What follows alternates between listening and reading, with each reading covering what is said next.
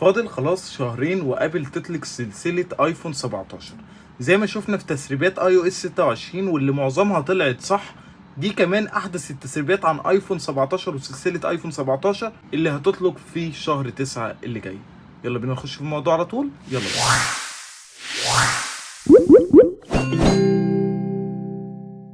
زي كل سنة هيكون في 4 موديلات السنة دي، بس السنة دي هتكون مختلفة شوية عن السنين اللي فاتت.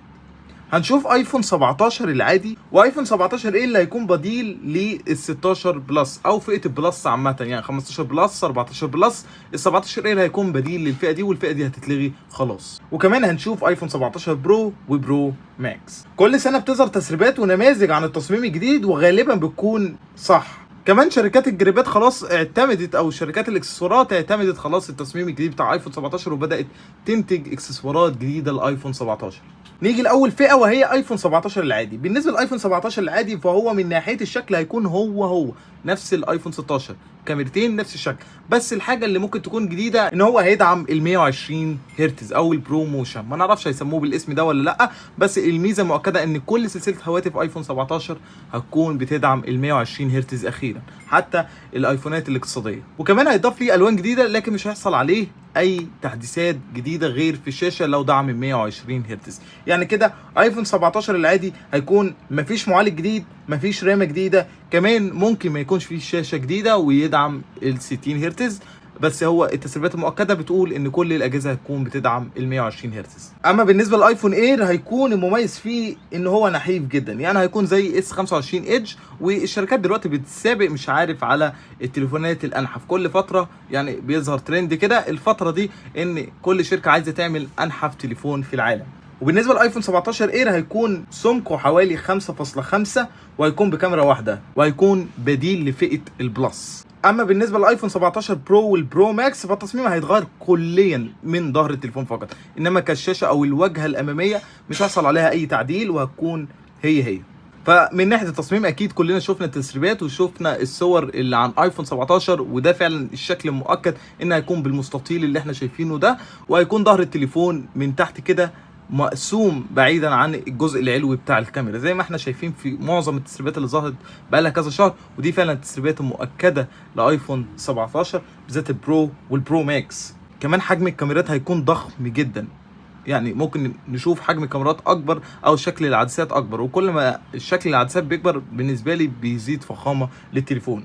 كمان هيجي بالثلاث كاميرات كالعاده لفئات البرو، وفي اخبار بتقول ان الموديلات دي مش هتتصنع من التيتانيوم، هتتصنع من الالومنيوم. ليه؟ عشان يقدروا يوفروا الوان اكتر، خصوصا ان في تسريب بيقول لك ان الايفون 17 برو او البرو ماكس هينزلوا بلون جديد وهو السكاي بلو، اللي هو اللون السماوي الازرق السماوي. ده كان نازل في الماك بوك اير قبل كده، فممكن نشوف اللون ده على هواتف ايفون 17 برو والبرو ماكس. ولو عايز تعرف يعني اللون ده هيبقى زي ايه، نفس لون ال 13 برو ماكس اللي هو سريرة برو.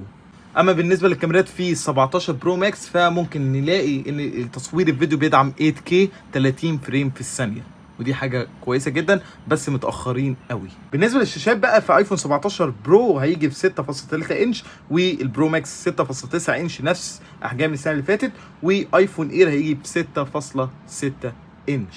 بالنسبه للبطاريات فهيكون حجم البطاريه في ايفون 17 العادي 3600 و17 برو 3700 و17 برو ماكس هيكون 4700. بس الفكره هنا ان ايفون 17 اير هيبقى كارثه حرفيا 2800، حجم صغير جدا، بس ابل بتقول هتعوض ده بالرامات والمعالج. بالنسبه للكاميرات فابل اخيرا الكاميرا الاماميه هتبقى 24 ميجا بكسل والخلفيه 48 ميجا بكسل زي ما هي لكل الكاميرات طبعا، وتصوير الفيديو زي ما قلنا 8K 30 فريم في الثانيه. وبالنسبه للمعالجات الصراحه فيها صدمه شويه او يعني اخبار مخيبه للامال. بالنسبه للايفون 17 العادي اللي مصدوم جدا بالنسبه لي هينزل بمعالج A18 العادي، وبالنسبه للايفون 17 اير هينزل بالمعالج الجديد A19 وال17 برو والبرو ماكس A19 برو.